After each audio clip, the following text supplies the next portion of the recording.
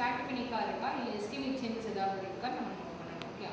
if tachypneic அப்படினா patients target heart rate achieve ஆகுற வரைக்கும் நம்ம இத infusions கொடுக்கலாம்.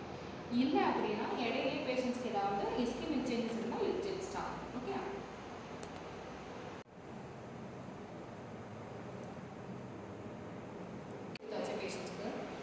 Initial heart rate பாத்தீங்கன்னா ஒரு 72 and patientsக்கு எந்த symptoms இல்ல chest pain இருக்கு. இப்போ chest pain இருக்கா கரெக்ட்டா இருக்கு. chest pain மட்டும் இருக்கு. பட் nitrates நம்ம கொடுத்திருக்கோம் sublingual கொடுத்துக்கலாம். then இந்த 3 minutes complete ஆகும்போது பேஷண்டோட ECG நம்ம நோட் பண்ணனும். ECG ஏதாவது வேரியேஷன்ஸ் இருக்கா நம்ம நோட் பண்ணனும். ஓகே. heart rate எப்படி இருக்கு? ECG வேரியேஷன்ஸ் ஏதாவது இருக்கா? then echoல contractions எப்படி இருக்கு? normal or abnormal? Either if it is ischemia அப்படினா contraction will change to harmokinetic will change to hypokinetic, or if it is infraction changes இருக்கு அப்படிங்கும்போது it turns to what? Akinetic. Then global GBLS நம்ம longitudinal strain நம்ம பண்ணலாம். Okay. So என்னென்ன views நம்ம prefer பண்ணலாம் அப்படினு பார்த்தோம்னா global longitudinal strain க்கு என்னென்ன வியூஸ் நம்ம பார்க்கலாம்? 4 chamber, 2 chamber, 3 chamber, 5 chamber window, short axis sometimes preferable, 3 chamber window. Okay. So now the patients ku normal echo check பண்ணிரோம். Septums and all normal. But LV apical la ஒரு little changes இருக்கு. Next 3 minutes நம்ம another infusions கொடுத்துறோம். Infusions are given automatically through infusion pump டா. நம்ம manually பண்றனால கை நம்மளா கொடுத்துறோம். Okay. Then in the time second half period la neenga pathina patient oda heart rate turns to 150, ECG normal, so echo also will remain same, endha prachaneyum illa normal. Then again next 3 minutes la adhaadu 9 minutes oru 3 mg kudukom. Ipo LV apex la changes irukku patients ku. Then if it is necrosis or ischemic or normokinetic na LV become hypokinetic, ischemic changes noted, ECG and proseptal leads variations, elevations noted. Okay. நம்ம measure பண்ணனும், functions நம்ம check பண்ணனும். Okay. Right and left ventricle dimensions remains unchanged. அப்போ 4.5 4.2 தான் இருக்காங்க. thickness அப்படினு எடுத்துட்டோம்னா 1.3 தான் இருக்காங்க. But hypokinetic in apical area, LV apical area, so LV EF become 50% low normal. Okay. Or it is considered as mild LV systolic dysfunction. Okay. இப்போ பேஷண்ட்ஸ்க்கு நம்ம IVC நார்மலா இருக்கான்னு செக் பண்ணணும். IVC normal. பெரிகார்டியல் எஃபிஷியன்சி இல்ல MR ஏதாவது இருக்கான்னு சொல்லி ஃபைண்ட் அவுட் பண்ணிக்கணும். ஆர்எஸ் நம்ம அப்பைக்கல்ல மட்டும் ஏகைனெட்டிக் இருக்கா இல்ல ஹைப்போகைனெட்டிக்கா இருக்கா? ஒன்ஸ் அகைன் குளோபல் LV ஸ்ட்ரெயின்ல செக் பண்ணிக்கங்க. ஏகைனெட்டிக்கா இருந்தா அது அனியூரிசமலா இருக்க சான்சஸ் இருக்கு. ஓகே. அனியூரிசமலா ஆகக்கூடாது. அனியூரிசமலா இருக்க சான்சஸ் இருக்கு. அதுக்கு குளோபல் LV பார்க்கலாம். இப்போ நம்ம பண்ண ஸ்ட்ரெயின் வந்து x அப்படினு மென்ஷன் பண்ணிருந்தாங்கன்னா it is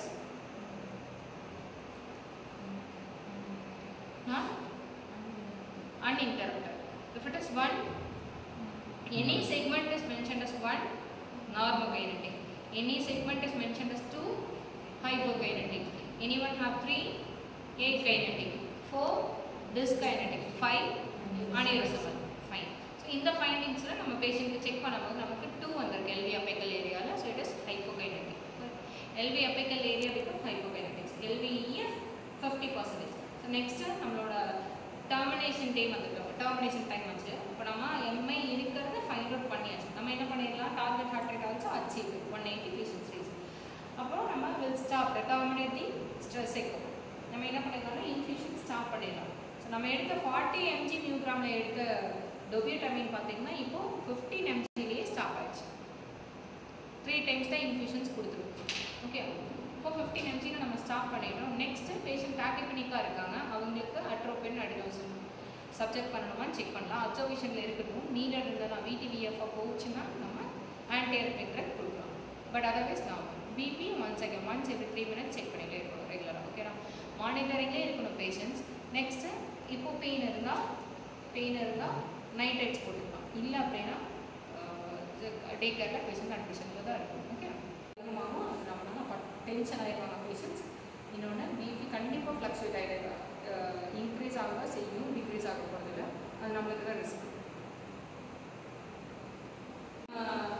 40 ml எடுத்ததில் 15 ml ஆஃப் டோபியூட்டமைன் போட்டாச்சு. நியூ கிராம் ஆஃப் டோபியூட்டமைன் பேஷண்ட்ஸ்க்கு கன்ஃபார்ம் இஸ்கெமிக் ஹார்ட் டிசீஸ் தான். ஸோ எல்வி அப்பைக்காலில் பார்த்தா ஹைப்போகைனடிக் இருக்குது, அதாவது ரேஞ்ச் 2 நம்ம நோட் பண்ணியிருக்கோம். தென் பேஷண்ட்ஸ் வந்து இப்போது கேட்லாக் ஷிஃப்ட் பண்ணியிருக்காங்க. நம்ம அங்கே போய் ஆன்ஜியோபிளாஸ்டி அப்படி சிஏஜி பார்த்துட்டு நெக்ரோசிஸ் எந்த லெவலுக்கு இருக்குது அப்படின்னு நம்ம செக் பண்ணிக்கலாம். நெக்ரோசிஸ் ஆகியிருக்கா ஆர்எல்ஸ் ஏகைனட்டிக்கில் நெக்ரோசிஸ் இருக்க வாய்ப்பில்லை, அட்ரோஸ்க்ளீரோசிஸ் ஸ்டேஜில் இருக்காங்க பேஷண்ட்ஸ். அப்போ நம்ம ஸ்டென்ட் பிளேஸ் பண்ணோமா இல்லை மெடிசன்லேயே வில் பி ஆல்ரைட் அப்படின்னு நம்ம செக் பண்ணிக்கலாம். Okay, next contra indication. இப்போ நம்ம டெர்மினேட் பண்ணுறதுக்கான ரீசன் எம்ஐ நோட் பண்ணனால டார்கெட் ஹார்ட் அச்சீவ் பண்ணணும். நெக்ஸ்ட் கான்ட்ரா இண்டிகேஷன் பண்ணவே கூடாது, அதாவது இந்த டெஸ்ட் இந்த சமயத்தில் பண்ணக்கூடாது அப்படிங்கிற ரீசன் என்னவா இருக்கலாம்?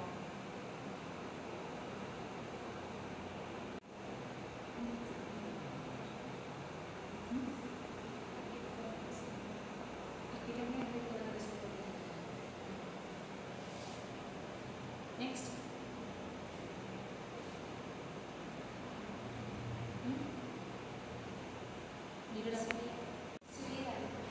severe recent episode of arrhythmias. Okay,